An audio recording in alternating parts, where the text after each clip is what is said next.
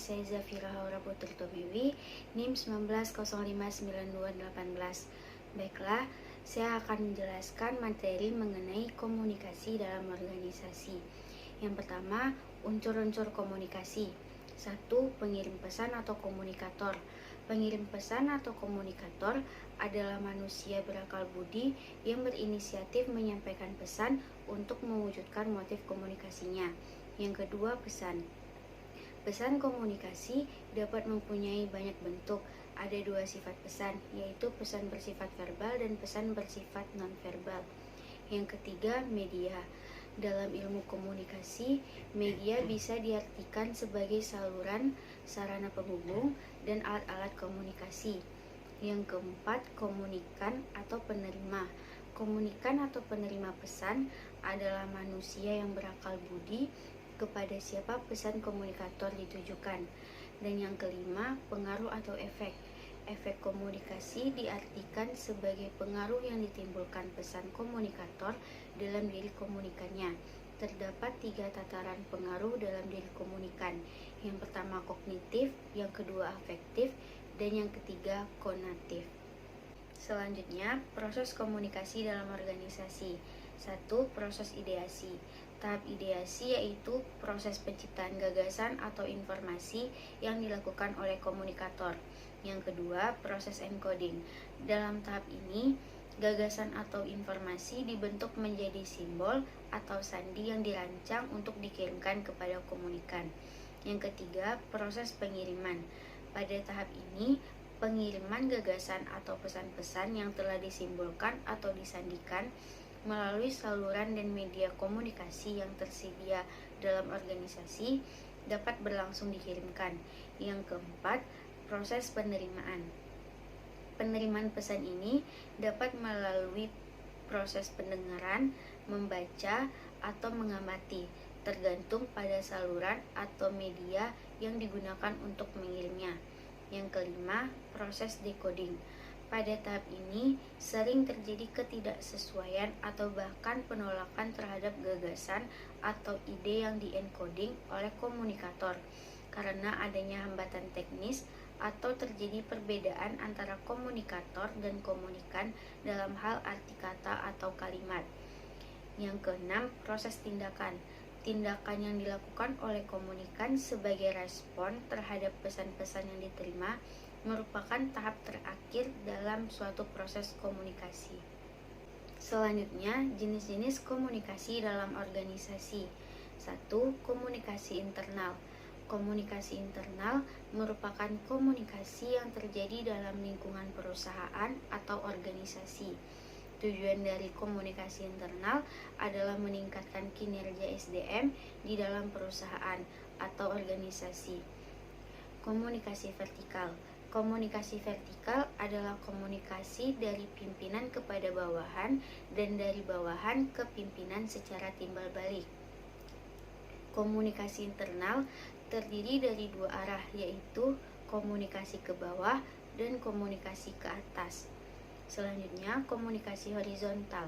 Komunikasi horizontal yaitu penyampaian informasi di antara rekan sesama kerja dan sama tingkat otoritasnya, seperti karyawan kepada karyawan, manajer kepada manajer. Yang kedua, komunikasi eksternal. Komunikasi eksternal merupakan kegiatan komunikasi yang biasa dilakukan oleh praktisi humas dalam membina hubungan baik dengan publik di luar lingkup perusahaan. Tujuannya adalah mengusahakan tumbuhnya sikap dan gambaran yang positif dari publik terhadap suatu organisasi. Baiklah, sekian dari saya. Apabila ada salah, mohon dimaafkan. Assalamualaikum warahmatullahi wabarakatuh. Perkenalkan, nama saya Feby Patricia. Pada kesempatan kali ini, saya akan membahas motivasi dalam mewujudkan kualitas kehidupan kerja. Kualitas kehidupan kerja adalah pendekatan sistem manajemen atau cara pandang organisasi dengan tujuan untuk meningkatkan kualitas kehidupan karyawan dalam lingkungan kerjanya secara simultan dan berkesinambungan. Menurut Handoko, ia menyatakan bahwa motivasi merupakan salah satu faktor yang dapat mempengaruhi kinerja karyawan. Terkait dengan pendapat tersebut, seseorang yang termotivasi untuk bekerja, maka kinerja yang dihasilkan akan optimal. Dan menurut Nawawi, suasana batin atau psikologi seseorang pekerja sebagai individu dalam masyarakat, organisasi atau perusahaan dalam lingkungan kerjanya sangat besar pengaruhnya pada pelaksanaan pekerjaannya. Suasana batin terlihat dalam semangat atau gairah kerja yang menghasilkan kegiatan kerja sebagai dorongan bagi pencapaian tujuan bisnis organisasi perusahaan tempatnya bekerja. Dari psikologis kenyataannya menunjukkan bahwa gairah atau ketidaksemangatan seorang pekerja dalam melaksanakan pekerjaannya sangat dipengaruhi oleh motivasi kerja yang mendorongnya. Dengan kata lain, setiap pekerjaan memerlukan motivasi yang kuat agar bersedia melaksanakan pekerjaan dan mampu menciptakan kinerja yang tinggi secara bersemangat, bergairah, dan berdedikasi. Maka dapat disimpulkan bahwa motivasi kerja adalah usaha atau kegiatan dari pimpinan untuk dapat menimbulkan dan meningkatkan semangat dan kegairahan kerja dari para pekerja-pekerja atau karyawannya. Kurangnya motivasi kerja dapat mempengaruhi kualitas kerja seseorang, dan kualitas kerja juga berkurang, maka kepuasan orang yang menerima jasa juga akan berkurang. Oleh sebab itu, untuk meningkatkan kualitas kehidupan kerja dari tenaga kesehatan, sebaiknya pemberian motivasi kerja juga diperhatikan, misalnya pemberian insentif yang memuaskan. Fromm mengemukakan bahwa motivasi pada dasarnya muncul apabila terjadi dua hal sebagai berikut. Yang pertama, apabila nilai hasil tertentu sangat tinggi bagi seseorang. Nah, dan yang kedua, apabila seseorang itu merasa memiliki kesempatan yang baik untuk menyelesaikan tugas dan memperoleh hasilnya. Mungkin sekian dari saya mengenai motivasi dalam mewujudkan kualitas kerja. Ya, perkenalkan, nama saya Axel Gilang Pramusti. Di sini saya akan membahas mengenai negosiasi. Adapun negosiasi merupakan suatu kegiatan atau proses tawar-menawar dengan cara berunding dan duduk bersama guna mencapai kesepakatan di antara kedua belah pihak atau win-win solution. Dapat dikatakan proses negosiasi merupakan hal yang sangat penting dan sangat diperlukan bagi setiap pihak, terutama para pekerja atau karyawan dalam suatu perusahaan. Terkadang, posisi mereka yang seringkali dirugikan dalam perusahaan, dan jika hal ini terjadi, maka kualitas kehidupan kerja tidak dapat berjalan dengan baik dalam suatu perusahaan. Namun dalam hal ini terkadang pihak perusahaan juga memiliki alasan yang mungkin saja dipaksakan untuk dilakukan demi tetap berjalannya perusahaan sehingga mengorbankan para pekerjanya.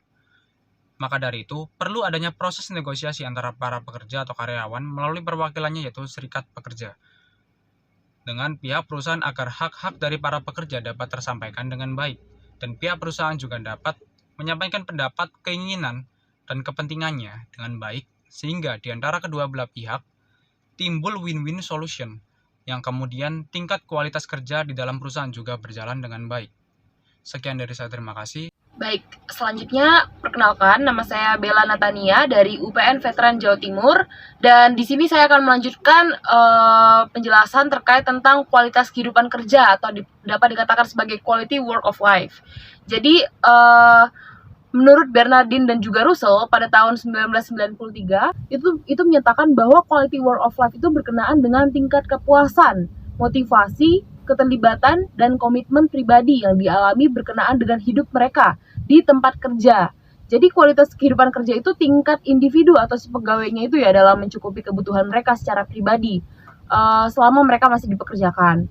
Lalu di samping adanya kualitas pengertian kualitas tadi, saya akan menjelaskan terkait tentang konsep. Jadi konsep quality work of life itu dinyatakan oleh Davis tahun 1994 bahwa kualitas kehidupan kerja mengacu kepada keadaan yang menyenangkan atau tidak menyenangkan terkait dengan lingkungan pekerjaan bagi karyawannya. Jadi tujuan diterapkannya QWL ini atau quality work of life itu sebagai pengembangan lingkungan kerja yang sangat baik bagi karyawan dan juga produksinya. Dan di sini fokus utamanya ternyata itu harus sesuai dengan orang dan juga teknologinya gitu. Dan Wibowo di tahun 2009 mengungkapkan bahwa lingkungan dengan quality work of life ditandai dengan karakteristik sebagaimana berikut. Yang pertama, pekerja berpeluang mempengaruhi keputusan, lalu berpartisipasi dalam pemecahan masalah, kemudian mendapatkan informasi lengkap tentang pengembangan dalam organisasi, lalu mendapatkan umpan baik bersifat konstruktif, lalu ada juga pekerja ini senang menjadi bagian dari tim dan juga meningkatkan kolaborasi, serta peserta merasa bahwa pekerjaannya bermakna dan menantang, dan juga pekerja merasakan adanya keamanan kesempatan bekerja. Dan di samping itu pula ternyata quality work of life itu juga memiliki indikator. Jadi indikatornya ini seperti yang telah tertera pada PPT, ini ada diagramnya juga. Itu dari beberapa indikator dan secara keseluruhan itu menjadikan bahwa kualitas kehidupan kerja itu sangat penting di dalam menciptakan produktivitas organisasi. Jadi menurut Kaskio, di tahun 2003, beliau menyatakan bahwa terdapat 9 indikator dalam penerapan quality work of life, yaitu partisipasi karyawan, pengembangan karir, penyelesaian konflik, komunikasi, kesehatan kerja, keselamatan kerja, keamanan kerja, kompensasi yang layak, serta kebanggaan. Dan yang terakhir di sini saya akan menjelaskan yang ada hubungan dengan kualitas kerja atau quality work of life, yaitu usaha dalam meningkatkan kualitas kerja. Jadi menurut Kaskio di tahun 1998 mengungkapkan bahwasannya ada beberapa usaha untuk meningkatkan kualitas kehidupan kerja, yaitu jadi manajer itu harus menjadi pemimpin dan pelatih, bukan sebagai bos atau diktator atau mandor seperti itu ya. Lalu di sini juga Kaskio menyampaikan bahwa keterbukaan dan kepercayaan adalah penting. Secara tipikal informasi yang dipegang oleh manajemen harus dibagi dan juga saran yang dibuat oleh non-manajemen harus diambil. Nah, karena kalau misalnya itu diantepin aja atau didiemin aja saran-saran itu bakal menjadi tidak membangun internalnya mereka seperti itu. Lalu di sini dia juga mengungkapkan bahwa kualitas kehidupan kerja harus diubah secara terus-menerus dan menjadi kehidupan dari ke depan pemecahan awal sampai menjadi tingkat partnership aktual antara manajemen dan menjadi ke depan dari pemecahan awal sampai pada tingkat partnership aktual antara manajemen dan juga karyawan. Mungkin terkait tentang quality work of life atau kualitas kehidupan kerja seputar ini saja. Bila ada yang ingin ditanyakan, nanti langsung dapat sampaikan pertanyaannya kepada kelompok kami. Mohon maaf bila ada kekurangan di dalamnya. Terima kasih dan selamat siang. Assalamualaikum warahmatullahi wabarakatuh. Perkenalkan, nama saya Lia Antasia, NPM 210594242. Pada kesempatan kali ini, saya akan menjelaskan mengenai kasus dalam mewujudkan kualitas kehidupan kerja. Kasus kecelakaan kerja yang terjadi pada perusahaan yang ada di Indonesia semakin tahun semakin bertambah. Salah satu contoh mengenai kasus kecelakaan kerja oleh pekerja PT Saipem Karimun, di mana salah seorang karyawannya terkena musibah tertimpa besi pada bagian tangannya sehingga harus dilarikan di rumah sakit. Jika kita kaitkan dengan indikator kualitas kehidupan kerja pada bagian keselamatan kerja, maka baik perusahaan atau pemerintah wajib memberikan jaminan sosial. Untuk saat ini, jaminan sosial yang diberikan oleh pemerintah dan perusahaan itu adalah BPJS. Pemberian jaminan sosial tersebut dapat mewujudkan kualitas kehidupan kerja yang baik, karena dengan adanya jaminan sosial itu, maka memberikan rasa aman, nyaman, dan karyawan merasa dilindungi secara baik oleh perusahaan. Sekian penjelasan dari saya. Terima kasih.